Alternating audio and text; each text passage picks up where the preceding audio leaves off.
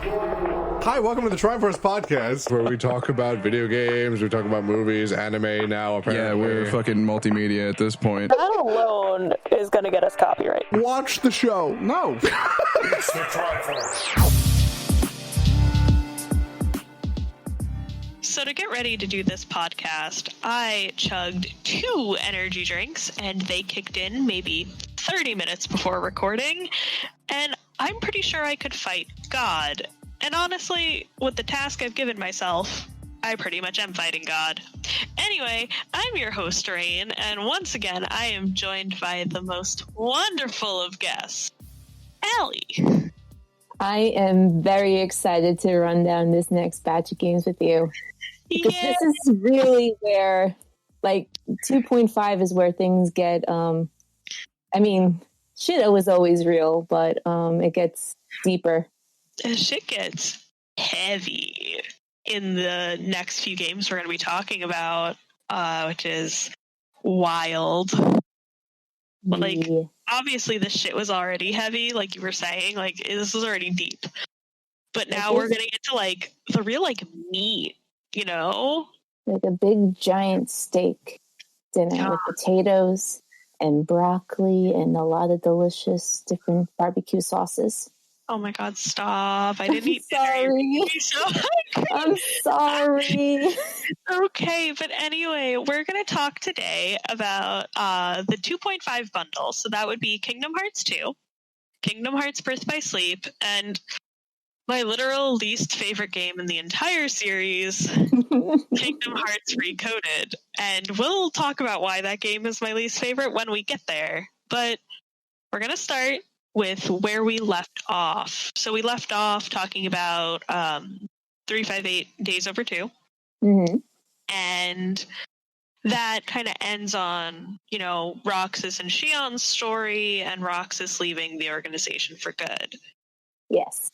Kingdom Hearts 2 starts us off. First of all, starts on my there are no side games bullshit, because everyone who bitched at me that they didn't know who Roxas was when they started 2, well, fuck you. Well, you gotta be introduced to a character somehow.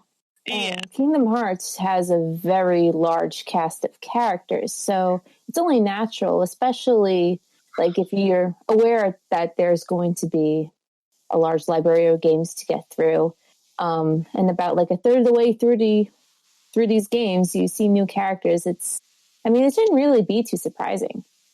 That's just somebody who started playing these games while every game other than Kingdom Hearts 3 was out.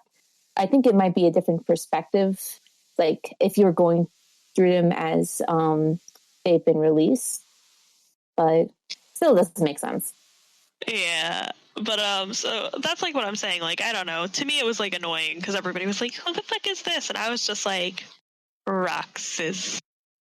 But it be that way, But, Kingdom Hearts 2 starts with Roxas living a normal life. And he is on his last week of summer vacation. Yeah, he's with this, another trio of friends, Hayner, Pence, and Olette, and they're just basically just enjoying a summer vacation, eating ice cream, doing homework. Yeah, they're doing normal teenage things. They're working jobs to make money, to go to the beach. The town that they're in, which is called Twilight Town, holds this little struggle tournament, so a fighting competition, so 2 of them are preparing for that. They're doing very normal kid things, but it's Kingdom Hearts, so it can't just all be normal. That's true. You get introduced to these little creatures called nobodies at the start of this game, and they're very wiggly boys. I love the designs for all the nobodies. I'm just gonna say it straight. I think they're probably one of my aesthetic wise, they're one of my favorite enemy classes, just because of how otherworldly and unorthodox their designs are, especially in their movements. Yeah, the first one's the Dusks. I was fighting the first. I'm like, what the heck are those? They're like all spindly and noodly and flexible, and it made me scared. Because these guys, so the first ones that you find, the Dusks, they're very people-esque, and I think that's like something to be noted about like the Nobodies is a lot of them are very humanoid shaped, minus like I think like what a handful of them, like not even maybe like a few of them are like not really people shaped.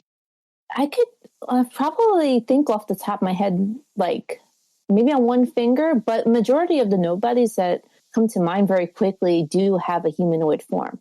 I think there's like three of them aren't human shaped. One of them though is like feet, so it's kind of so that's how it be. But like they're very human shaped, and the thing is, I think going through Rox's story, if I'm remembering this correctly, there's a part where they're doing their homework assignment, and Roxas goes to like fight something, and it ended up being a Dusk in disguise. Yeah, they just start appearing out of nowhere, pretty much. Yeah. And not only that, but then Roxas also gets to deal with two wonderful people. One of them being Axel, who we spoke about in the last episode, and Diz, who also made an appearance in the last episode. And they're kind of fighting-ish over Roxas. I think that's kind of the best way to explain it. Allie, if you would agree with me? I would, because, well, they're after Roxas for two different reasons. Axel has like a personal connect, they had that relationship with like a nice friendship during days before they're falling out.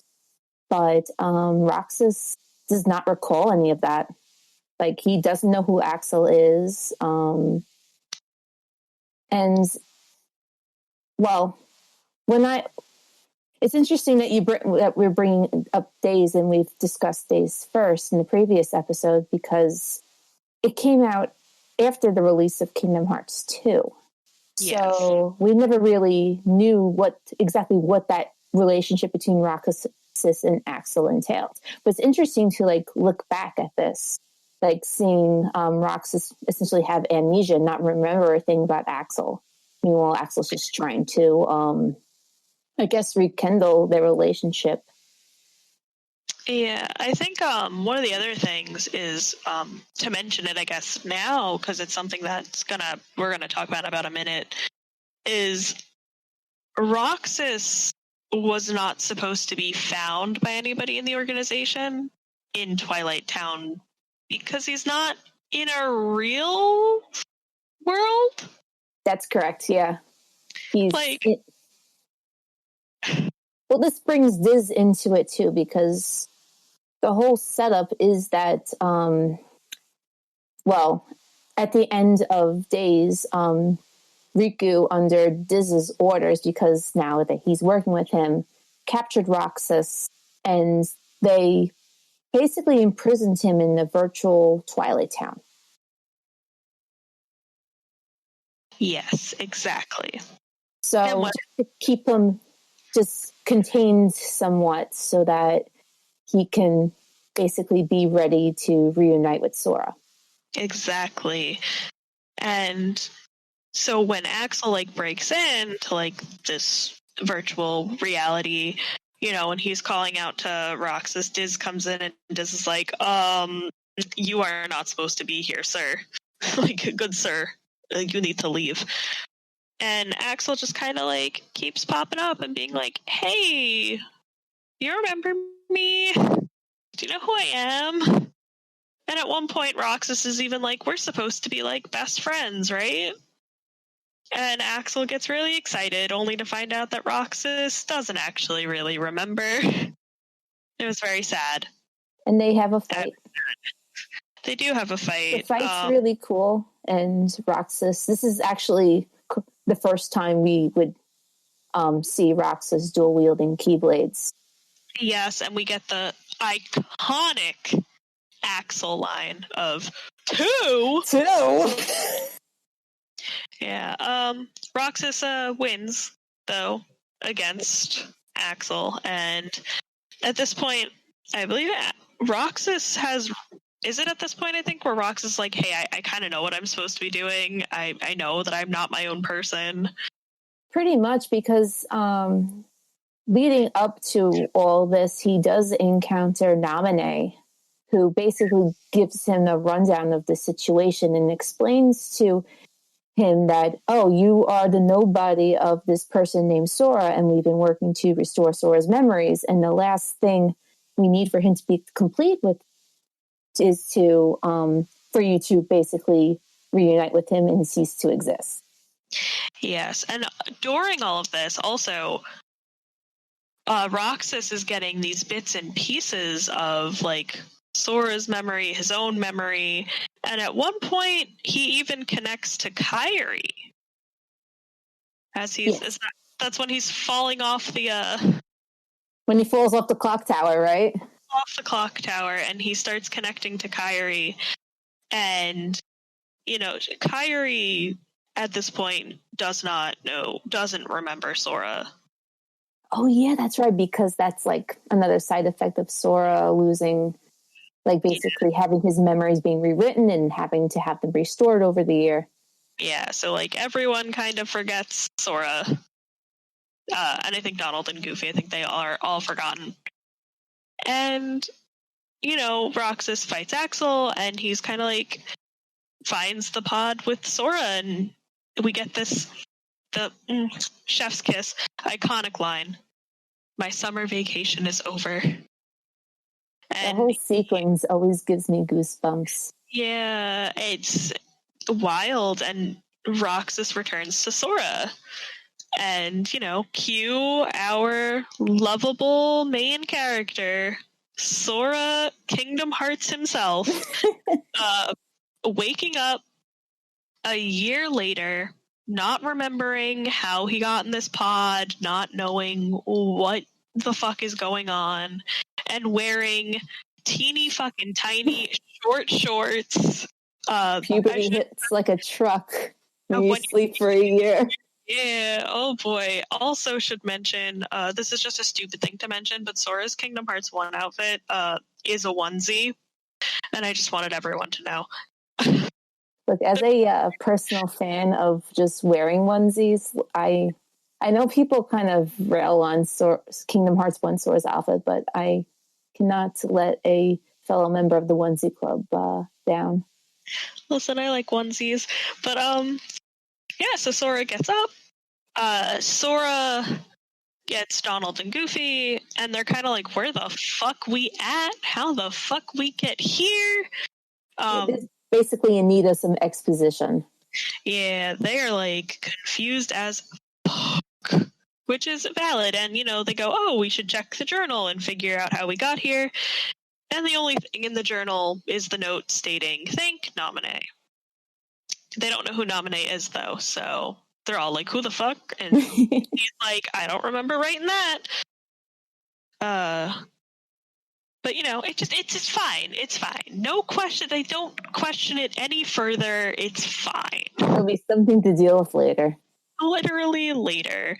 Our crew heads to the train station. They hop on a fucking train that looks like it's straight out of Fantasia with the Wizard Mickey hat, and they go to Master Yen Sid, who is a new character to them. You can't see my hand motions, but I'm making wild hand motions of just, we all know who Master Yen Sid is.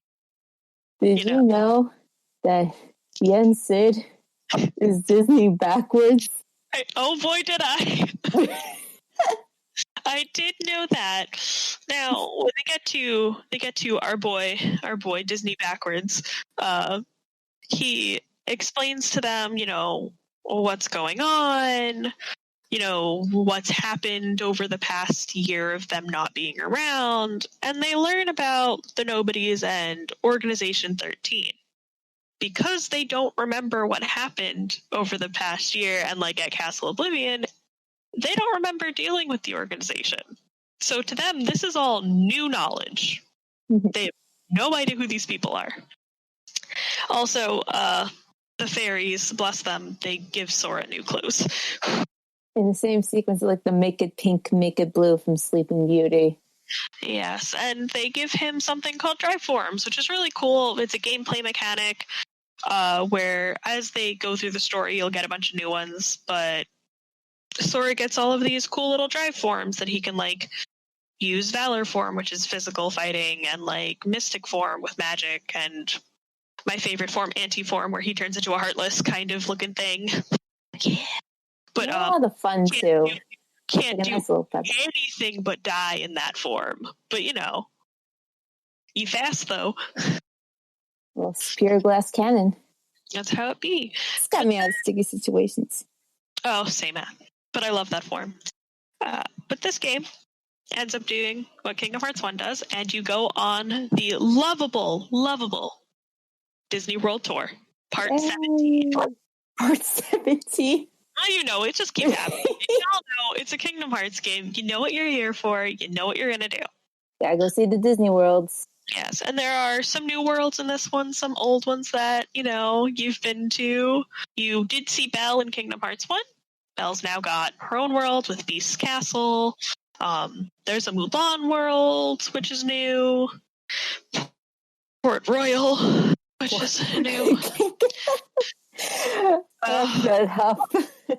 Port Royal, I spoke about kind of in the first episode. I don't really know how to explain. Like, the graphics in fucking Port Royal give me Ajita. And that's it. That's it. Allie, I don't know if you know a better way to explain that. Well, I mean, there's a very, well, in Kingdom Hearts 1, there are some aesthetic choices done to the world to make it look like the movie. Like, I think the biggest example of that would be the Nightmare Before Christmas world with the Halloween town. All the models, everything, all the in-game models pretty much look like they were lifted directly from their stop-motion animation models. And Sora, Donald, and Goofy carry like their own aesthetic so that can blend in, which lends into like the whole concept of maintaining the world order so that Sana yeah. Sana. Same. The issue, right, with Port Royal.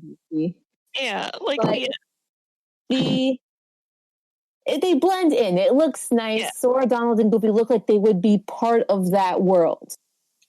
Cue Port Royal. Yeah, where everything is supposed to be photorealistic and basically just because it's based on a live action movie, Pirates of the Caribbean. The Me Caribbean. You see, now this is killing me too. It's the curse of Port Royal. We're not allowed to talk about it, really. I know. Basically, the Sora Squad just completely sticks out like a sore thumb. They made no effort. Yeah, oh my god. To blend them into the world. We don't even get like a live action Sora. Just literally take their models and just place them in a completely different video game.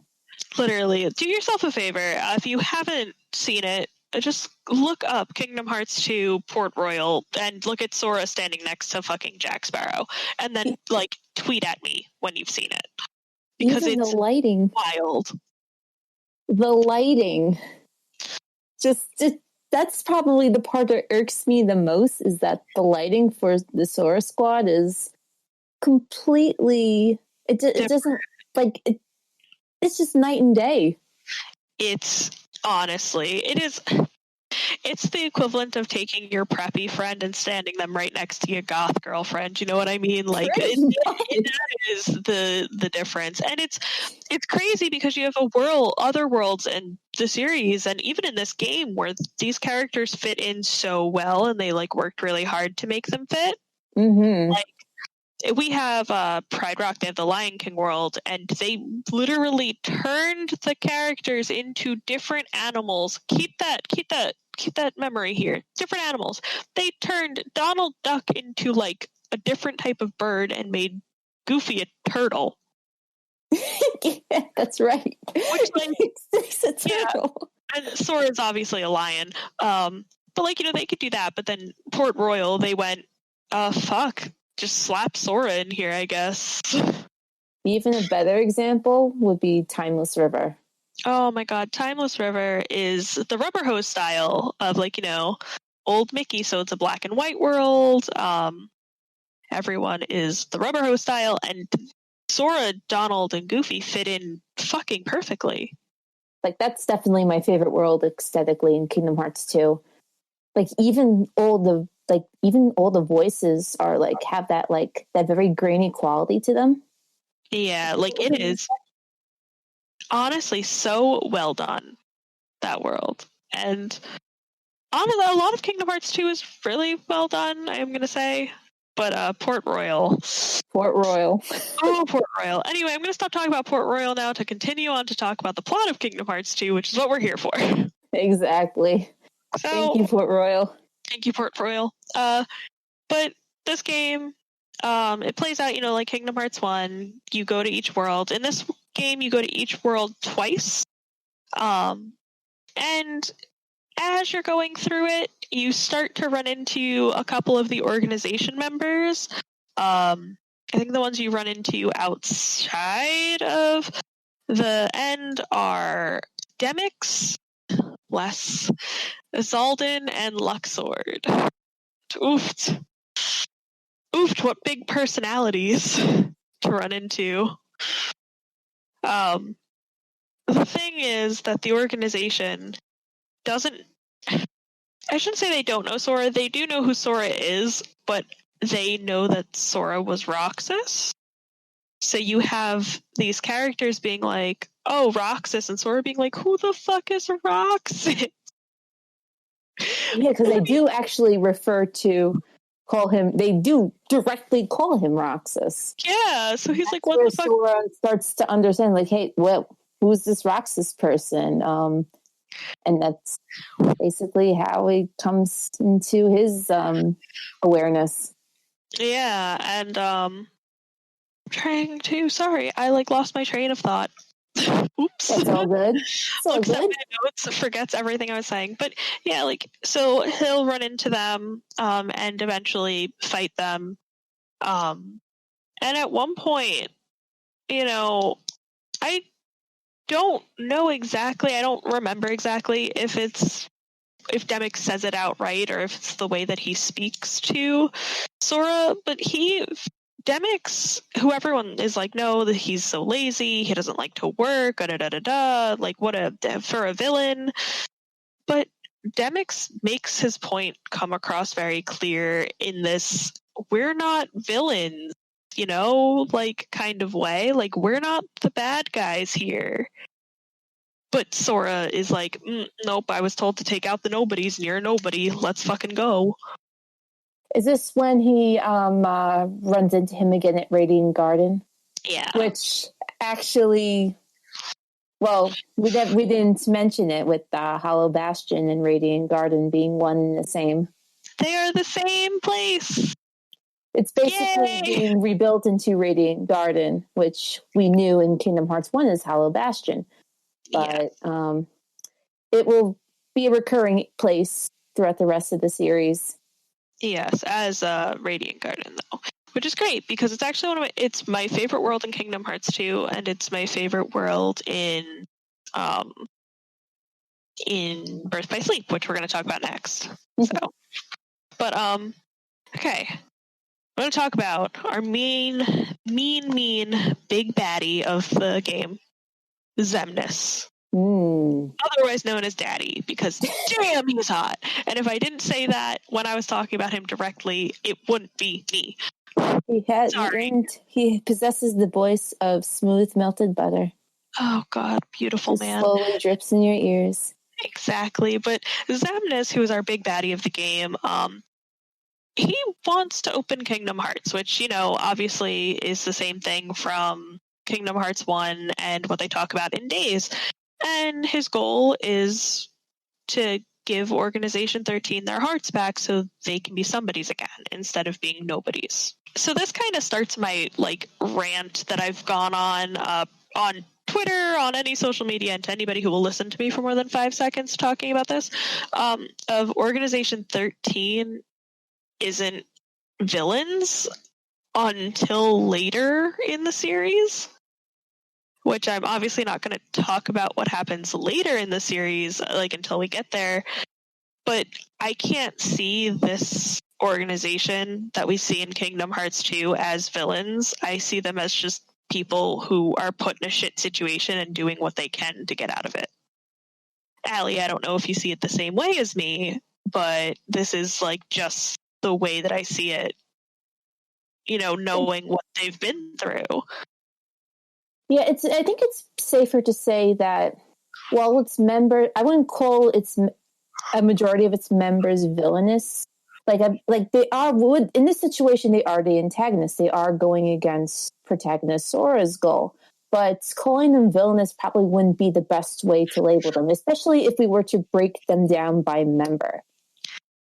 Yeah, like that's exactly it. I put literally inside story here really quick about how I prepare for a podcast. I will sit down and write pages and pages of notes and break it down to every little bit that I need. And in my notes, I just put, I will talk about this, of Organization 13 not being villains, just looking at how they've like gone through the entire series.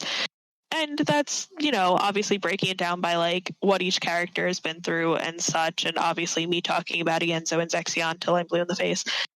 But these people, which I guess quote unquote they're not people right now, but these nobodies, their hearts were taken from them. They want to be people again, and they've been promised, hey, if we open Kingdom Hearts, you're getting your hearts back and you're going to be people again. Almost under the guise of, well, you're not doing anything wrong. We're killing Heartless and collecting hearts. We're not doing anything. They ultimately are tools. Exactly. Like they are literal tools to Xemnas to use so that he can accomplish his goal of creating basically an artificial Kingdom Hearts. Exactly.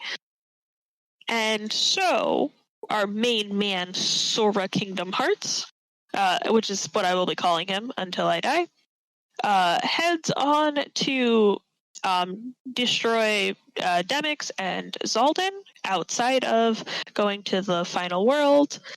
In the final world, which is my second favorite world in the series, the world that never was, which is where the nobodies live and are from.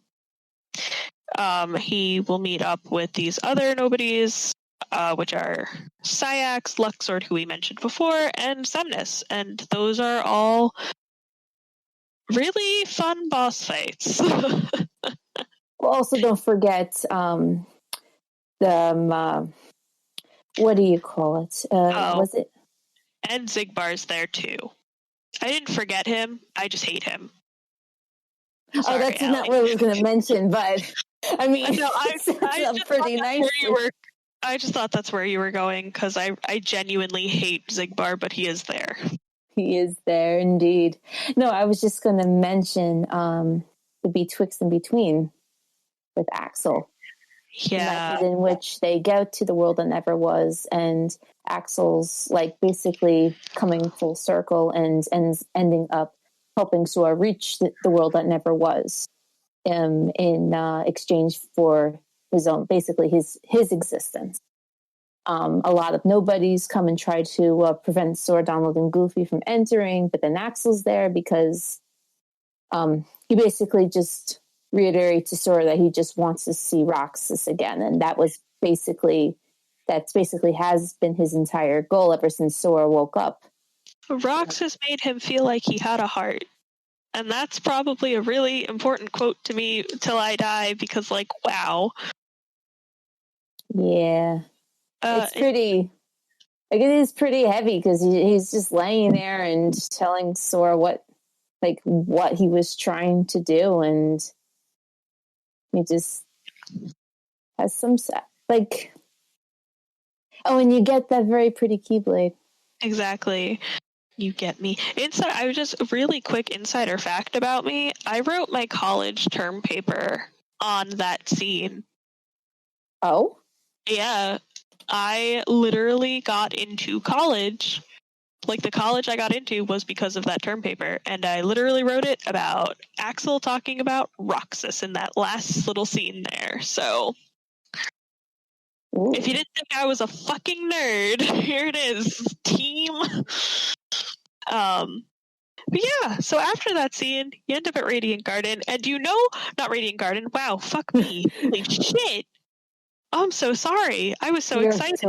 Look, it's the world that never was. It's the world that never was. I was thinking about Ienzo, and Ienzo's Radiant Garden. I'm very sorry. I fucked that whole thing up. But anyway, you end up at the world that never was. And you know who's there? Do you know who is there at the world that never was, Allie? Who's at the world that never was? Riku. Riku is there. And he is there. And so is Kairi, because Kairi was like brought there by Axel, and then Syax does some bullshit, and everyone does a lot of bullshit. It's just basically a kidnapping switcheroo. Yeah. Axel kidnapped Kairi in order to bait Sora so that Axel could, as part of his plan to try to get Roxas back, and she ended up getting away in Twilight Town only to get picked up by Syax. Yeah, terrible. And now she's here in the world that never was. And you know who saves her? Our boy Riku. And Riku, well, actually, Namine gets her out. She runs into Riku. Riku gives her a Keyblade. No one ask about that. Just understand that this is a thing that happens. And then I had been talking to one Colton Murray about this, where I was talking about how in the first podcast we were talking about how I kept saying Sora and Riku very gay for each other. Oh, I know what you're trying. That. Yeah. So Sora meets up with Kairi and Riku, and what hasn't really been shown is Riku has taken the Ansem form. Yes, because he released his inner darkness when trying to incapacitate Roxas. Yes. And because of that, he doesn't want to show them who he is. And when he does, like, Kairi removes his hood, and then, Sora sees him, and Kairi's like, no, it's Riku. Upon seeing Kairi, Sora doesn't have this very, like, overall grand reaction, but he sees Riku, and he falls to his knees, knowing that it's Riku. And once again, is Sora gay? Yeah. For Riku? Yeah. I think it's worth mentioning, too, that there have been hints. Like, Sora had no idea where Riku was from the beginning of Kingdom Hearts 2. But during, I think, the second round of the World Tour, they started seeing glimpses of a hooded man in some of these worlds. And there was like is that Riku? Could it be possibly Riku? Maybe it is Riku kind of deal. And then here is just it finally being realized that Riku is safe and sound, albeit in a little bit more muscly, tall, pointy man form. Yeah, and then we get Riku ends up coming back to his normal self, and throughout that, you have that happens right towards the end of the game, just as you're nearing the final boss. And what I love about the final like bits of Kingdom Hearts 2 and like getting Riku back and all of these things is you kind of go through this first section of like the boss fight, with everyone. And then like everyone's kind of like, oh shit, we can leave, like Naminé and Roxas appear, they open up this portal, they, accept who they are, and as everyone's leaving, Xemnas is like, hey bitch, I wasn't done. And you get to fight Xemnas, these last parts, with just Sora and Riku. And that's like A, fucking a wild ride, B, another 13-part boss battle, because it's got to be that way. It's And a lot of fun on a very, not only on a gameplay scale, but a very cinematic scale, because you see, because I mean, not Sora, Riku joins you as a guest party member during like this last leg of the World of Never Woods, but then here you are, like the two of them fighting together, the ultimate bromance, dodging skyscrapers, fighting giant dragons. exactly. And then when you they do eventually beat Xemnas, and they kind of have this realization that they end up in this kind of like, I want to say in between space again. I believe, was it the Dark Margin actually that they end up in? That's where they end up after. I'm talking about like when they go to the last part of the boss fight. Oh yeah, with the zebra Xemnas. Zebra Xemnas. Look that up, guys. It's kind of cool. But yeah, they end up in this in between space, and Riku gets injured during the fight protecting Sora.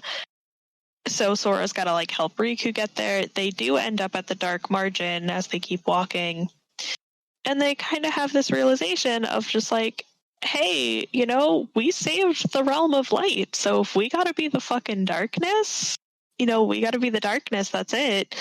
And as they're, realizing, hey, like, we did what we set out to do, and they're like content, a letter from Kairi shows up, and Riku's like, hey, I think this is for you. And as Sora reads it, a little light portal opens up, and Sora's like, hey, we could go the fuck home. And they go together, and they end up back at Destiny Island. And it was really, honestly, cinematically fucking stunning. I really like that, and like that whole reunion scene at Destiny Islands. Like, it starts out sweet and heartwarming, and then the Disney Geo comes and it's hugs, and I'm bawling my eyes out because I think it's just so sweet. You were there. You know how I feel. I was there. I was there for the live. Yeah. I was clinging to my chair sobbing in happiness. And then there was me. I love the ending of Kingdom Hearts 2. I think it's really beautifully well done.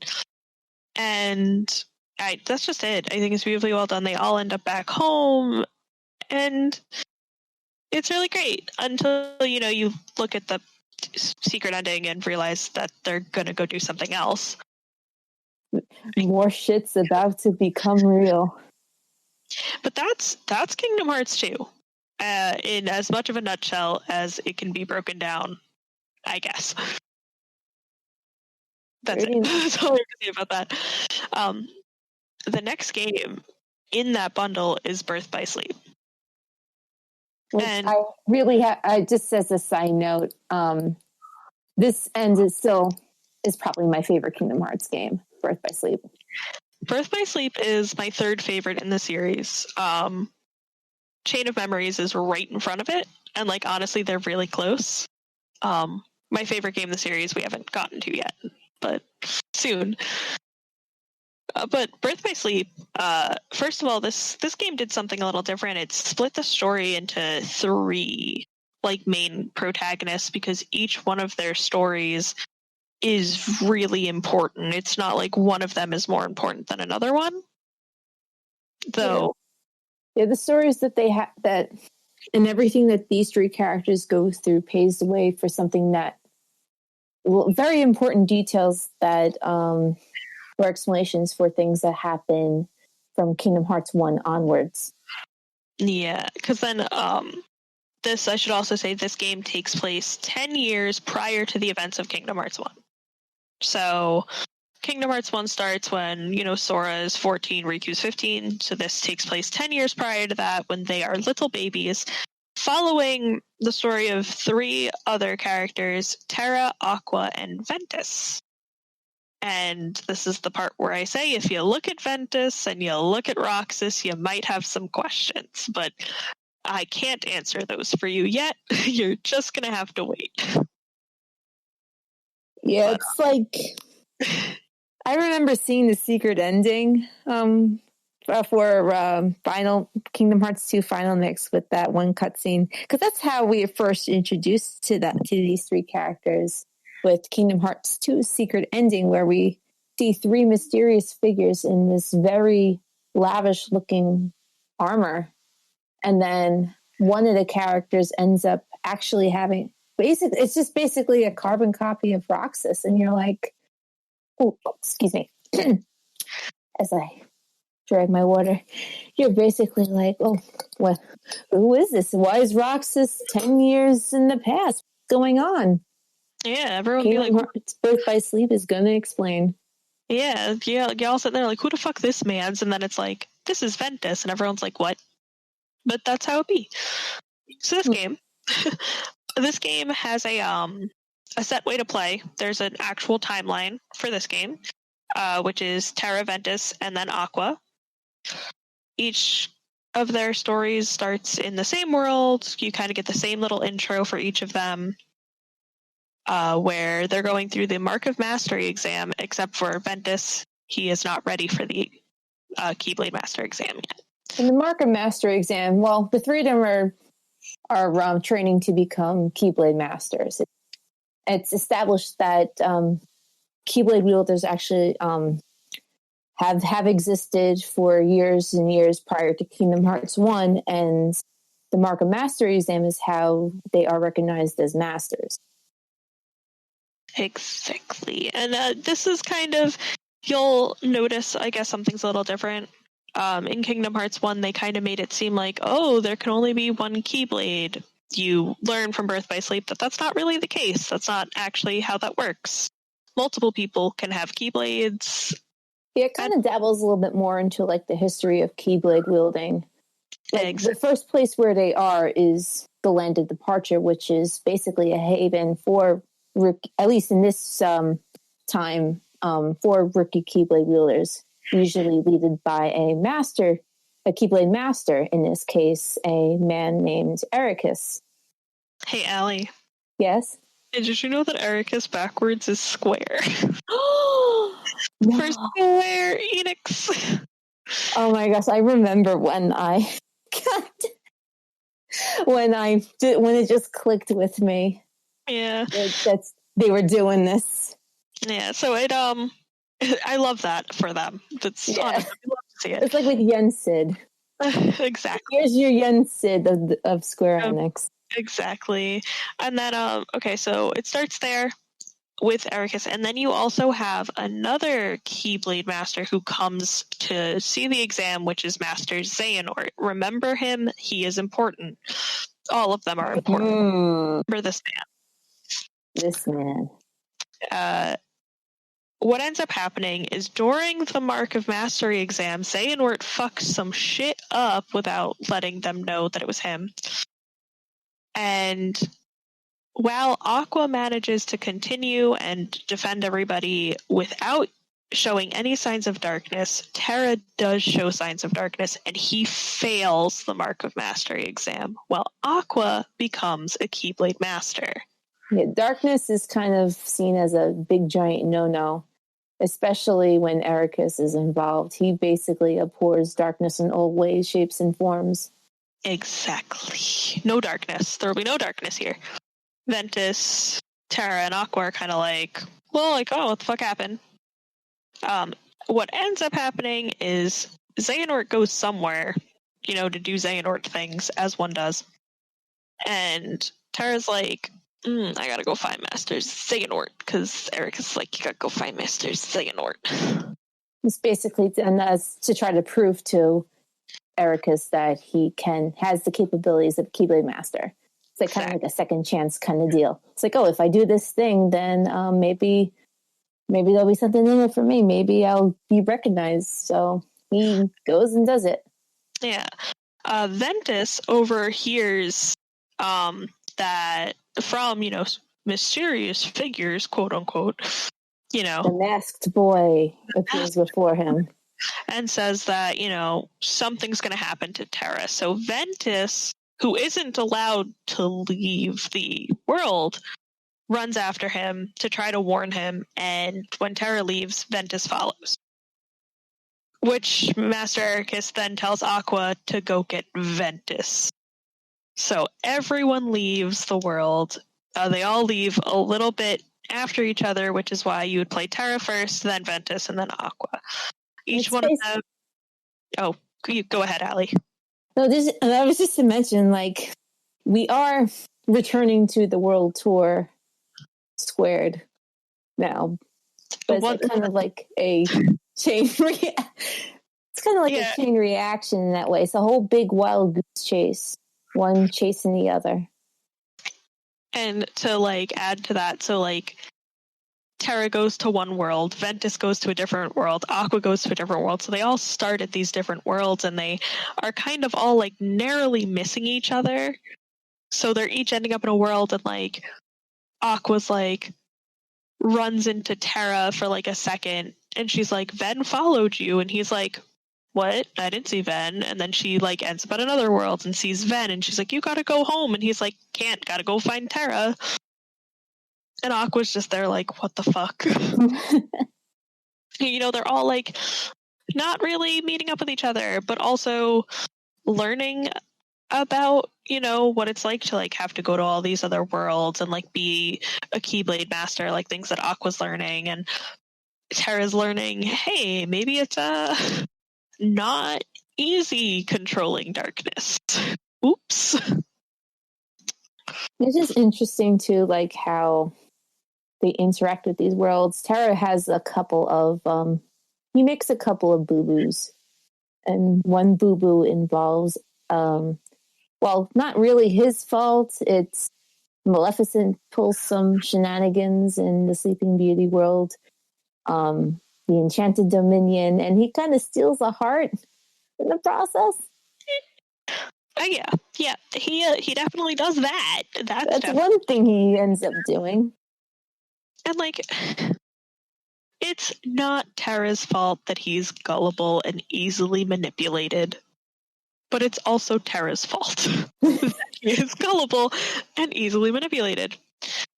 And, you know, it's like as he's like going through and he's kind of like realizing, oh, like I kind of am making like mistakes and I have to fix my shit. He does realize later down the line, like, oh fuck, I fucked up. Oh yeah.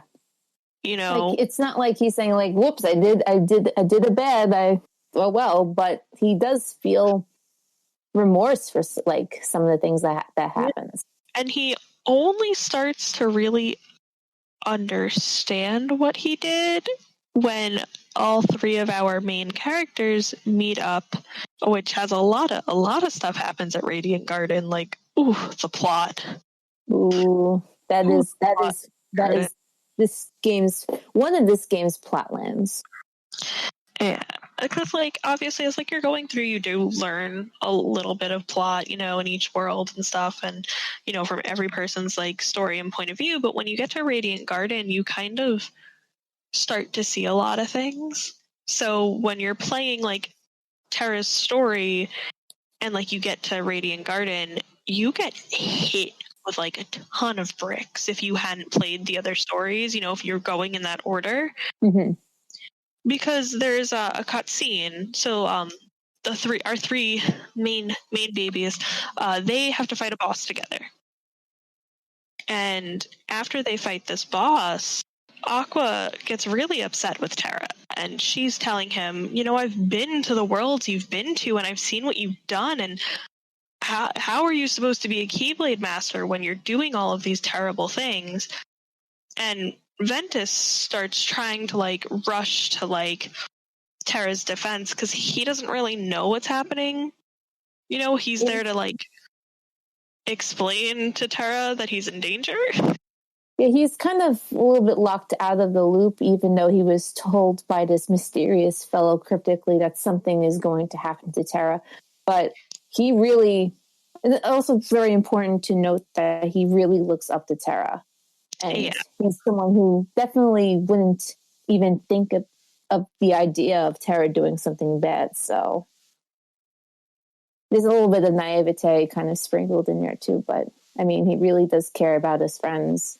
Yeah, and I think one thing to mention with that, like following up with what you're saying, Allie, is Ventus turns to Aqua and is like, oh, since you became Keyblade Master, you know, you let it go to your head.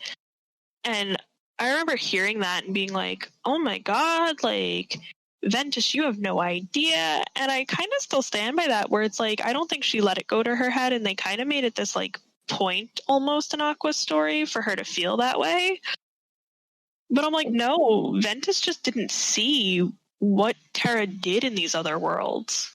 It's a The chain damage- of misunderstandings, I would say, because and there's getting the wrong idea about what's going on. because there's shit that Aqua had to go in and like fix. Yeah, Quote that's basically been what she's been doing in the worlds. Like, she's been looking at what Terra has done or what's resulted from Terra's actions, and just basically like help just trying to make sure everything is back the way they're supposed to. Yeah, and from that conversation, Terra tells Ventus to go home. Ventus doesn't do that, obviously. Aqua also is like, hey, no, you need to go home. And once again, Ventus doesn't do that. Terra has decided that he's going to go fight the masked boy and figure out everything. And Aqua, of course, is like, I'm following because you've been fucking shit up. Pretty much, it's a whole big falling out between the three of them, and they go their separate ways. Yeah, and like they literally like, this scene is really important for some stuff that happens later on. But before I talk about that, I'm talking about one very important thing that needs to be mentioned from Ven's story. Two important things. Two important things for Radiant Garden. Okay. The first one is when Ventus gets there, Ventus saves Scrooge McDuck first, and he gives him tickets to Disney World. I love that so much. It's really funny to me. Like, last time past Disney Town.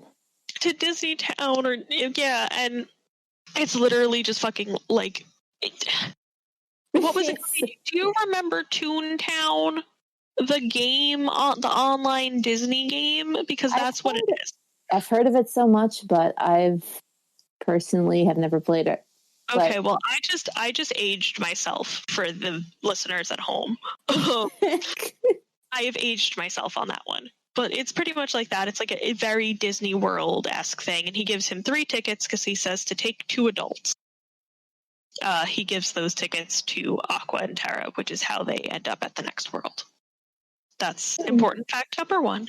The second important thing, which is probably not as important to everybody else as it is to me, but I'm going to say it, is Ventus meets a handful of very important characters in Radiant Garden. And those characters would be, he meets the somebodies of some nobodies that we know. And this is kind of like our first glimpse of these somebodies. And while we will be seeing more, it's just like, well, it's only natural if this was a prequel to the previous Kingdom Hearts games that we would eventually see the now form of Organization 13 members as they were complete human beings. Yeah, and of course, everyone at home, I hear you guys groaning because you know what I'm about to say. But he meets little baby Enzo, who's like fucking 9 years old and very small and very baby, and he's just trying to study the unversed because Evan, who takes care of him, is a scientist, and he wants to be a scientist too. Ben basically like assumes that these unversed, who are, I don't think we actually mentioned what the unversed are. The unversed are the quote-unquote heartless of this game, but they are spawned from negative emotions, negative feeling. From one main man, Vanitas. We'll get to him in a little bit. We'll get to Vanitas in a minute. Let me finish my spiel, though, about my babies. And after all of that, though, not Roxas. Rayne, I fucking should have slept tonight. Jesus Christ. Ventus. You're all good. Runs into 2 other somebodies, which are Lee and Isa, who are Axel and Syax, and they're, teenagers. And it's honestly really, really sweet, I think. Actually, that reminds me of something that I actually feel like is really important to mention here. Okay. Because I think I've talked to you about this. This is something that a lot of people gloss over. Ventus meets Evan, and Evan says, I think that we're destined to meet again. I remember that. And I do remember that. Q going forward and, Roxas and being part of the organization, I just thought that was something, really, clever that was, slipped in there that I don't really think people, caught. But I think kind of, not only, I think there's a little bit of foreshadowing in these meetings. Because, yes, we do get glimpses of the former lives of these complete humans, these somebodies, but it does also do a little bit of setup for the future. It's hard to say now because some of it doesn't come to fruition until later on in the series, but it's there. There is evidence that it does set things up. Yeah, and that's those boys. That's me being done with my spiel about those boys, because I'm not going to talk Betty Enzo for 2 hours. I'm not going to do that.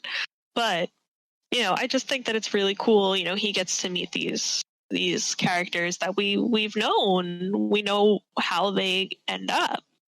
And then, we continue on the Disney World Tour. Oh, the Disney World Tour. Yeah, this time it's even... Well, maybe not too much screw-ups. I mean, Peter Pan calls Tara out. Oh, Peter Pan fucking really was just I'm not doing this shit. He was absolutely not. You look like an easy guy to trick. And they're right. They called him out and they were right. And so as you're going through the ending stretch of the Disney World Tour, all of our main trio here end up individually going to Destiny Island. And each one of them kind of has an encounter almost here. And you have Terra's encounters. He runs into Riku, and he gives Riku the Keyblade. And I think, that's really important when you look back on a game like Kingdom Hearts 1 and you see that Sora's the one with the Keyblade, not Riku. They call it there's a small ritual that Terra does when he presents his Keyblade to Riku called the bequeathing ceremony, kind of. I believe that's the official term for it. And it basically marks somebody. There's okay, here's this person who someday will become a Keyblade wielder. Yes, exactly. And so he does that to Riku, and then he leaves.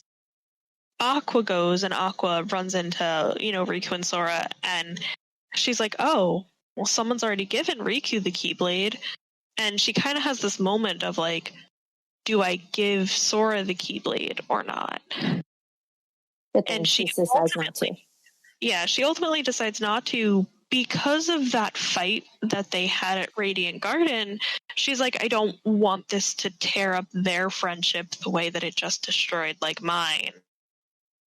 So she ultimately, decides, hey, stay friends with each other, gives them this cute little pep talk, and she leaves.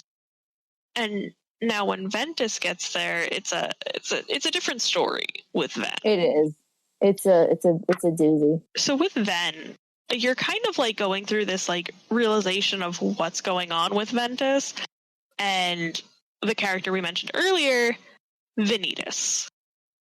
And Vanitas is, if you could not put the pieces together, the masked boy. I made that very dramatic because it is. With Ven, you find out that Master Xehanort, the myth, the man, the legend himself, separated the darkness from Ven and made Vanitas. Basically, what was going on is that Xehanort did discover Ven and basically took him under his wing, all and down the line for nefarious plots and whatnot. Ended up splitting, basically just tearing out the darkness in Ven's heart, which created Vanitas. From Vanitas, you get the Unversed, because Vanitas, is darkness and negative emotions and all of these things. And what ends up happening is Xehanort goes to just dump Ventus's body. Yeah, this is like with the white sheet and I gotta be real, I didn't think about it like that until now. Yeah, it just basically is a body dump because basically Ven's heart was damaged to the point where he was going to die. So Xehanort was like, well, I destroyed this child. I might as well make his final moments peaceful. I'll take him back to my hometown and just put him on the shore and let him die. Which Xehanort's hometown is Destiny Islands. Homeworld, I should say. But what ends up happening is that the day Xehanort decided to do the dump and leave Ven on Destiny Islands, just happened to be Sora's birthday. And the newborn Sora's heart ends up connecting with Ven's and basically filling in the light. Filling in the gap of his heart with light, which ends up reviving Ven. And which also means that Ven now has a pure heart of light. I want everyone to remember what I said earlier about Ventus looking like Roxas, and see if y'all can put the pieces together now. Thank you. Sorry, Allie, you can continue. I just needed to put that in there. No worries, because that is honestly super important. But this all happens before Xehanort ends up leaving, and Xehanort catches wind. Is like, okay, this kid's actually going to live, but to use him for my nefarious plot, he kind of needs that light to grow. So I'm going to give him, see if my former best buddy Ericus, who embraces and loves the light, will take this child in and basically raise him as a Keyblade wielder, and he does. Oh boy, does he! And I believe it's after this one, Ven has all of this realization of all of these things, of who he is, the shit that's happened, whatever he learns from Xehanort and Vanitas. And he goes back to the land of departure, and Ericus is like, "Bet I'm just gonna kill you." It's just like he doesn't want to do it, but he's like, if the only way to stop Xehanort, because Xehanort wants Ventus and Vanitas to clash and create the Keyblade, which we will discuss momentarily. And Ericus is like, cool, to stop that, if I destroy you, you can't make the Keyblade, and Xehanort can't get what he wants. Pretty much. It's the worst homecoming ever. Yeah. Terra shows up, though, and Terra and Ericus fight, and Terra ends up striking down Master Ericus to save Ven.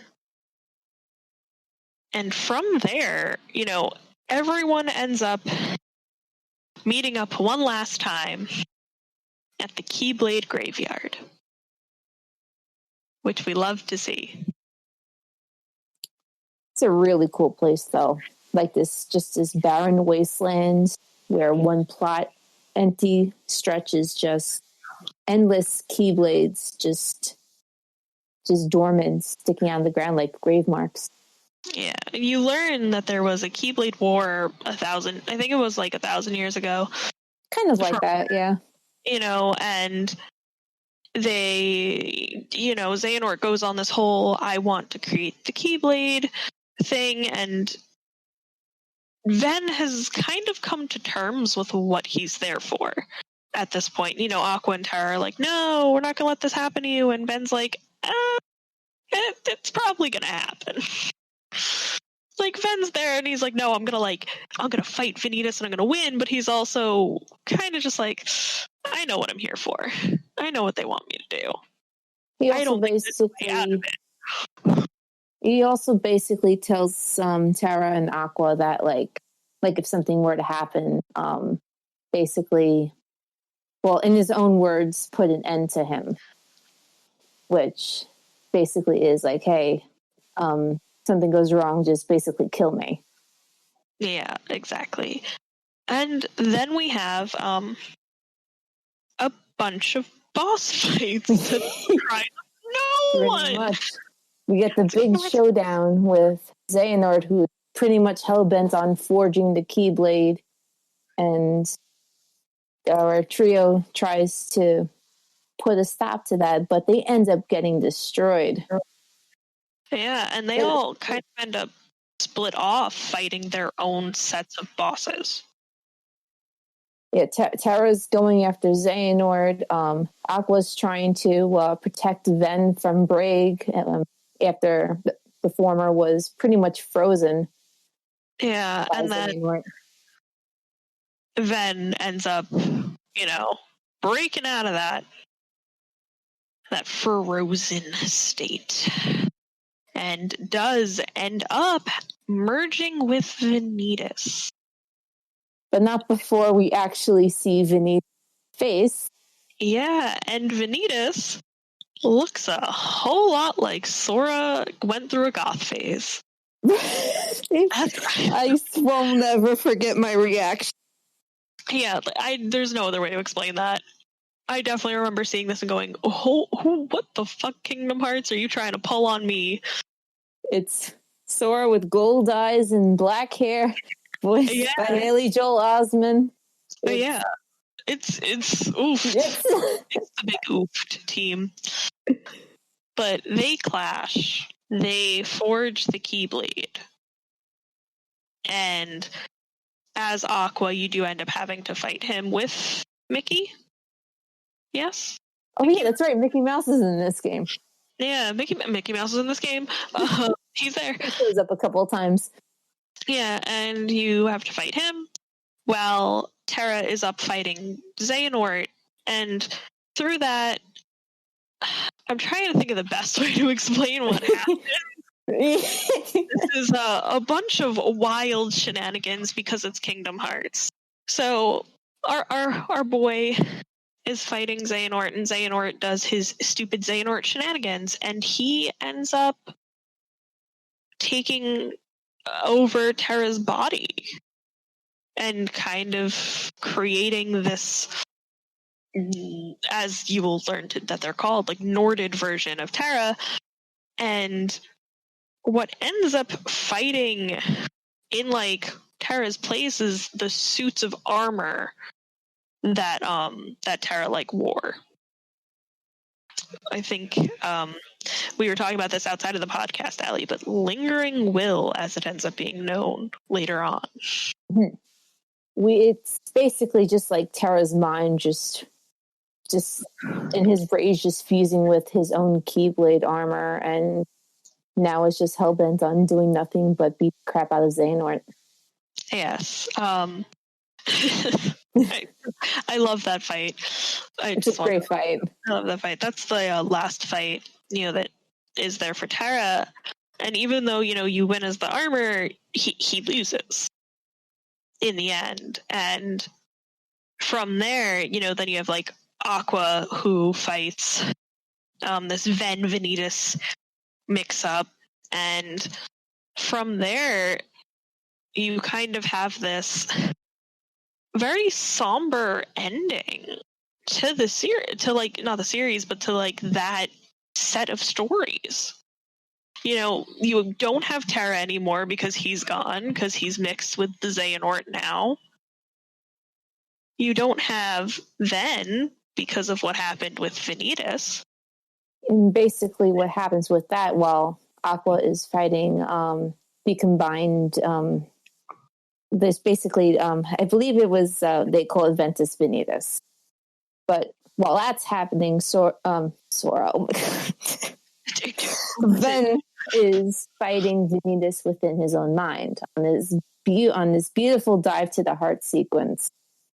And basically what happens with that is that they both win at the same time, Aqua and Ven. However, in the process, Ven ends up shattering his own heart. Baby. And ends up becoming comatose because of that. God, I'm sorry. That just like I was just thinking about how sad that like made me playing through that the first time. No, it's all really emotional. It and is. What ends up happening, when you I want to say this now before we really get into it is after you beat all 3 stories, you unlock an after story, which is Aqua's point of view. So it's a continuation of like Aqua's story a little after everything that goes down after that final boss like fight. Mm-hmm. And I want to bring it up because Aqua has a run-in with this Norded version of Terra and tries really hard to get Terra back. Because, you know, she was like, I know that he's in there. I know that you're Terra. You are my Terra. And that, you know, you come off this emotional ending of Aqua losing Ven, Aqua losing Terra, to see Aqua have to then fight Terra Nord and be like, no, my friend is in there and I'm going to get him back. Another... No, I was going to say, like, that's, like, so hard-hitting, you know? It is, because she basically just lost her 2 best friends. And is trying... Well, she's trying to reclaim the heart of one friend, and the other one, well, she kind of has to find a way to hide Ven's body while she's going after Terra. So she ends up doing this, what Ericus explained to her as a trick with the Land of Departure, and more or less converts the Land of Departure into what we know now as Castle Oblivion. Yes, I literally love that. I was like holding off on talking about it because I can go on for a really long time about it. I know. It's why Castle Oblivion is so fucking weird. It's just basically a giant security system that Aqua conjured up to hide Ven. Yeah, and then, you know, after that, which is great, because she's like, okay, Ven is protected, Ven is safe until I can figure out how to wake him up. And she's like, I gotta go find Terra. She has this whole fight with Terra, and at the end of it, she's like, okay, if I conceal myself and Xehanort, if I separate him from Terra in the realm of darkness, then I've saved him and he can save Ven. She has like this whole kind of plan, and it almost works until it doesn't. You can't see my very sad smile, but Aqua ends up not working out in her favor. Yeah, Aqua ends up alone in the realm of darkness, and it's kind of where it ends. I mean, there's another boss after that, which is really annoying to fight. I don't want to think about it in the realm of darkness, but that's where she ends up. That's the end of her story for now. Is she's lost her friends, she lost her master, and now she's lost herself in the realm of darkness, where she remains trapped. Exactly. I'm going to take a quick moment to mention one thing before we move on to the next game, because the next game we can talk about, I think, fairly fast. I want to talk about really quick something I didn't mention for Kingdom Hearts 2, which Allie, I think you know what I'm about to say, but Lingering Will is actually the secret boss in Kingdom Hearts 2, but you don't really know who he is until you play Birth by Sleep. So I just thought that's like a really cool little thing to just mention. Yeah, it starts a chain of, well, it's not the first iteration of this, but a lot of Kingdom Hearts games do end up having a secret boss who actually becomes a significant character or concept within the next coming game. So Kingdom Hearts 1 and Birth by Sleep share a secret boss. I don't know if you knew that. Birth by Sleep? Yeah. Okay, yeah, I get it. An organization cloak wearing 2 like lightsabery wielding boss fight. That's a secret. So I thought that was pretty cool. That they shared that figure. Yeah. Son of a banana. Son of a bitch. I'll just say it. But then after these 2 games, we do have to talk about it. My least favorite game in the entire series, Kingdom Hearts Recoded, and I'm gonna straight up say this. This is on Allie because I fucking hate this game, and I know that Allie can like just give the quick bits that are important because there's only like 3 or 4 things that actually matter from this game. And Rayne is like 100% right on that because I've explained to them before, but one of the biggest issues that I have, at least narrative wise, is that everything that's important is either at the very beginning or the very end. There really isn't a meaty, soft, juicy center. And this is all, and well, you mentioned Recoded. It was initially a mobile game just called Coded. Yeah, they should have just left it as a fucking phone game. But then they re-released it as Recoded on the DS. I want to say, was it 2010 they released it? 2009? 20, I think 2010, 2011, around then. Oh, wow, it was slow. They released it. But they put a lot of like, I'm just gonna really quick, the gameplay, it's just like it doesn't play smoothly to me. They made it have like side scrolling elements and like free falling kind of things, and a lot of it just doesn't like work well together as like a gameplay thing on like a handheld system compared to like doing it on like a touchscreen phone. So this is why I say that it should have stayed a phone game.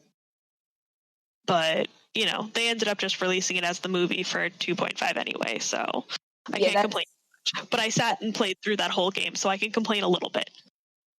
I think that's completely fair. But like I can only speak about just the 2.5 cutscene compilation because that's my only experience with the game. But I still stand by my statement that there is no soft, creamy, juicy center. Yeah, I think there's like the only really like super plot important points are at the end of it. Yes. So I'm just gonna let you talk about the like important points, and I'm just gonna shut up now. All right. I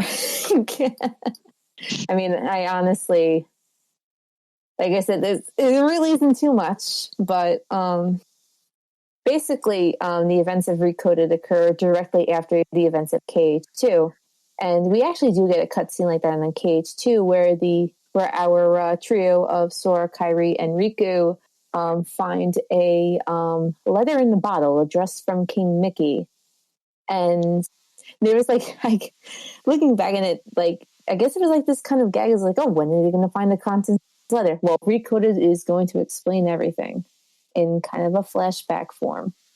So there kind of is like a flash.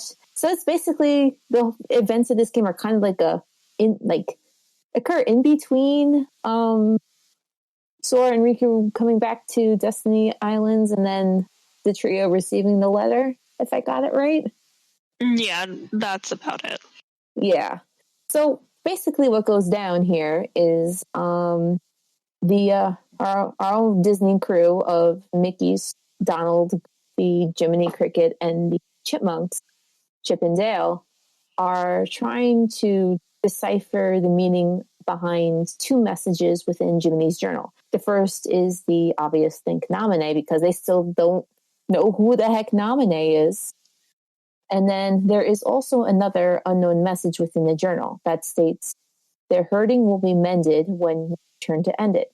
So the crew, well, they're trying to figure out what the heck it is. And by the magic of and technology of Disney, they decide to digitize Jiminy's journal and basically explores contents that way via a virtual avatar of Sora, and who is dubbed as Data Sora. So this Data Sora is tasked with kind of combing through the contents of the journal. And most of these contents it's a digital world tour. It's basically can take the Kingdom Hearts 1 worlds and go through them again. But this time we got an enemy type called bugs. These little blocky bits, and they're literally just annoying cubes. And Datasaur just has to comb through the worlds and beat up the bugs and save the day. The typical world tour hijinks ensue, but they also involved Datasaur following a mysterious figure in the black organization cloak, who ends up being a Data Riku, who Sora ends up just chasing and helping out during the world tour.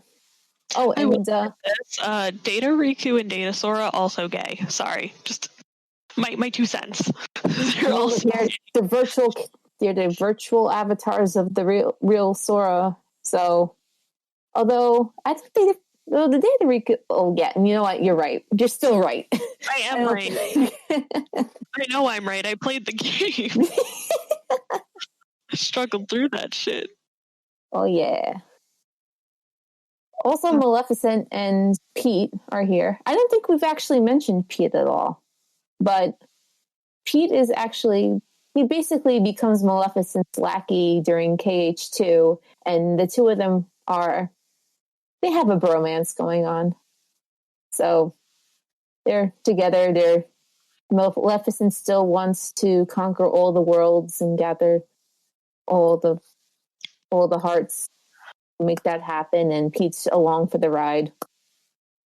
So, but their main goal is completely different. The reason why they're combing through Jiminy's journal is to find some hints about a artifact known as the Book of Prophecies, which we'll get to that eventually.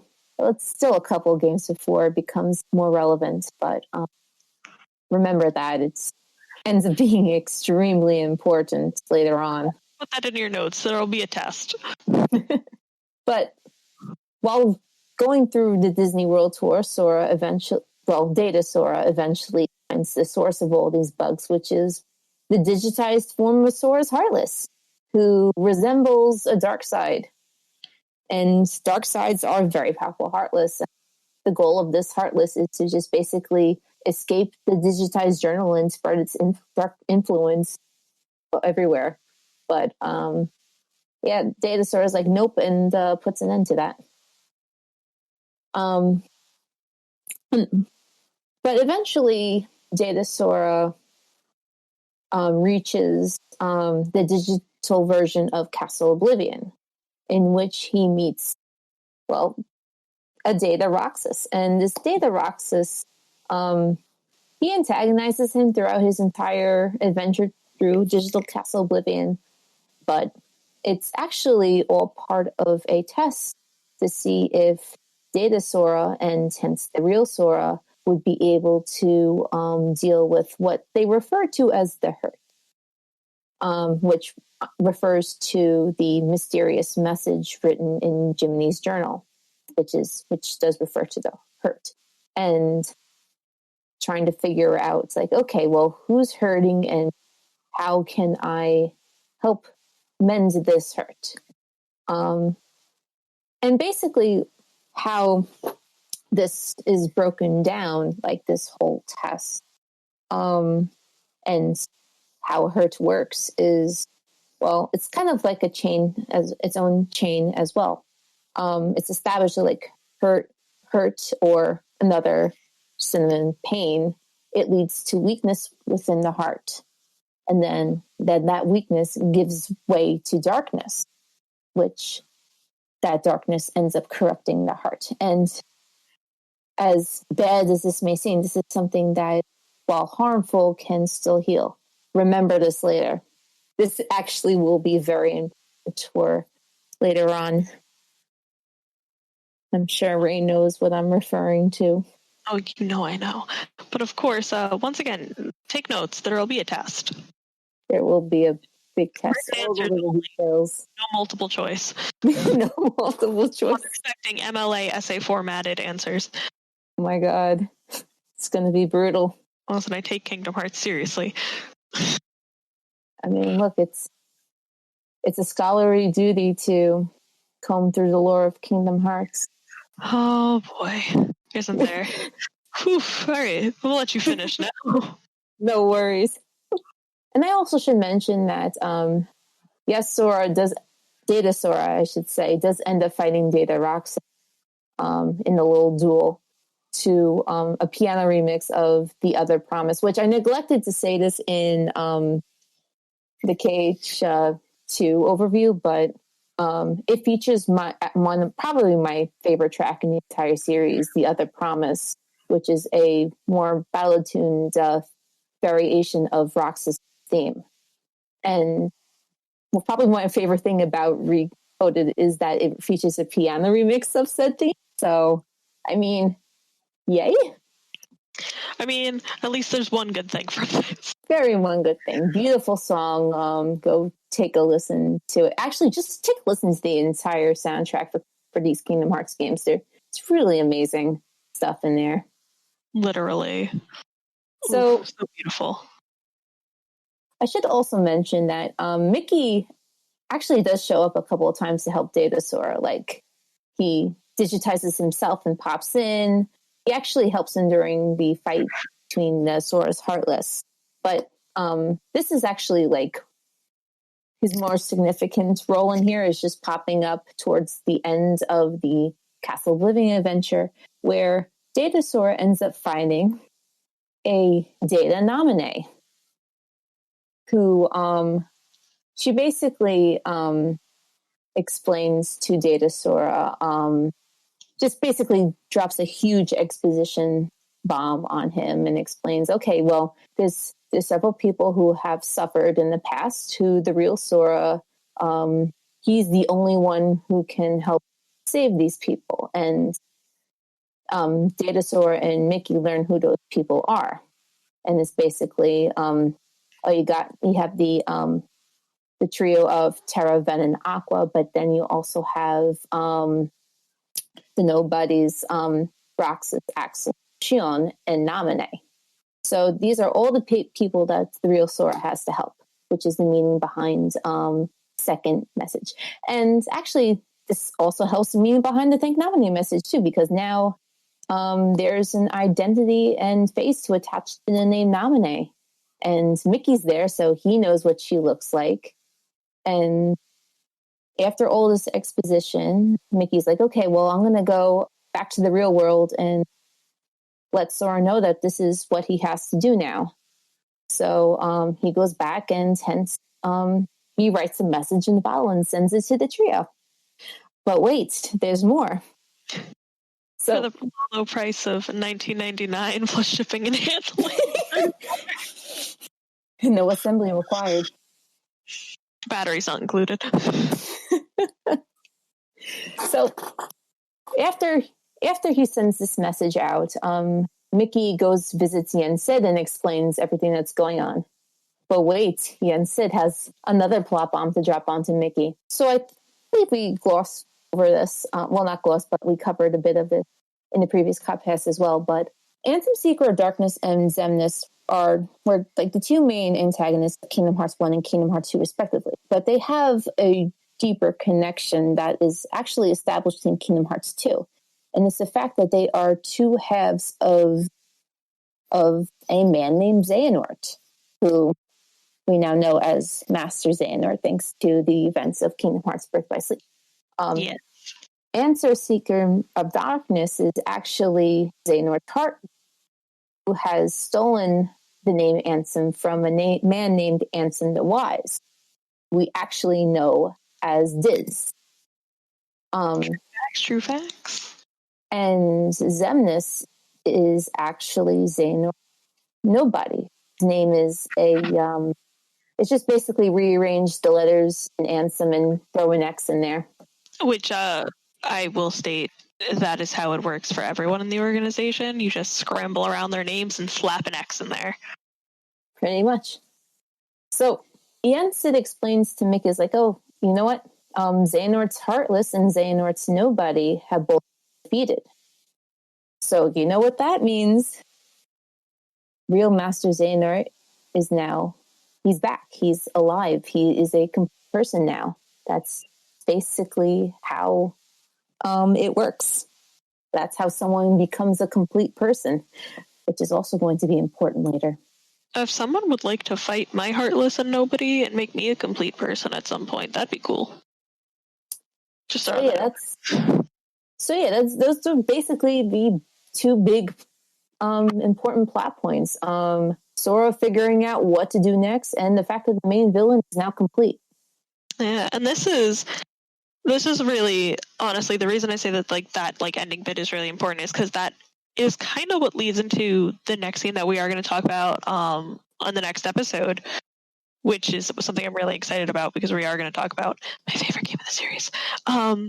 But it leads up into everything that's going to start happening, and it's very, very deep, very fast, very like, oh, okay, everything that you thought you knew, throw it out the fucking window.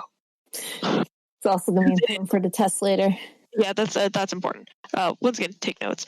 But anyway, we did it. The energy drinks are finally wearing off, and I will no longer be able to fight God, which is great because we did it. We discussed Kingdom Hearts 2, Birth by Sleep, and Recoded. Yeah, that was fun, though. Yeah. Oh, I'm glad you had a good time. Like, it's really cool to talk about all of these games again with the lens that I possess now. It's still kind of like, and you know what? It's getting me more excited to talk about some of the later stuff because of the fact that we can elaborate more on a lot of plot strings that are being established and laid out now. Yeah, like, it's all going to come together. Yes. Oh, nobody could see the little dance I did. I'm actually really excited. We stated this before. I got Allie into the series, so it's just really nice to be able to talk to like Allie about the series that I got them into, and they really like it. So, it's yay! Like, Rayne has been my beacon of knowledge for this entire adventure, and they will always be the beacon of knowledge for this adventure. So, it's me. Anyways, I want to thank everybody for listening and downloading and whatever the fuck else you do with podcasts, because I don't know, Colton just tells me a lot of things and I agree when it comes to podcast stuff. Thank you guys so much. The first episode is doing really great. I hope this episode also does as great. If you liked it, you can click the little follow-y button and you can tweet at us. Allie's Twitter is going to be in the description with my Twitter. And I just, once again, thank you guys so much. Next time, which I think is 2 weeks away from the post date of this, we're going to talk about the 2.8 bundle. Which is going to cover 2 games in the movie. Which is, been what's happening. We're still carrying this train. We're carrying it on, guys. So we're going to talk about 2 really important games in the series, and then a movie, which is going to lead into other really important things, which we'll talk about in then the 4th installment. Anyway, that's really confusing to explain. I hope y'all enjoyed this episode and have a great night. Thank you guys so much, and thank you to Allie for joining me for this. And thank you for dragging me along. I'm having a great time talking about these with you. Oh, I'm so happy. All right, cool. Thank you. Have a good night, everyone. Bye. Good night.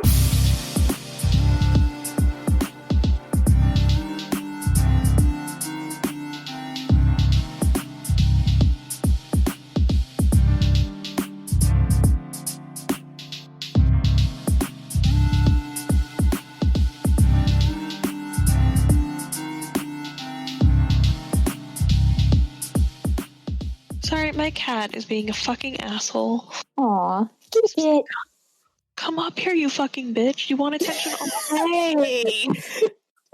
Sorry, she wants attention all day, and then now that I'm, like, doing something and she can't get attention, she's like, I need to be a fucking nightmare. You're Sorry. not giving me attention now. Literally. Okay. Sorry. Okay.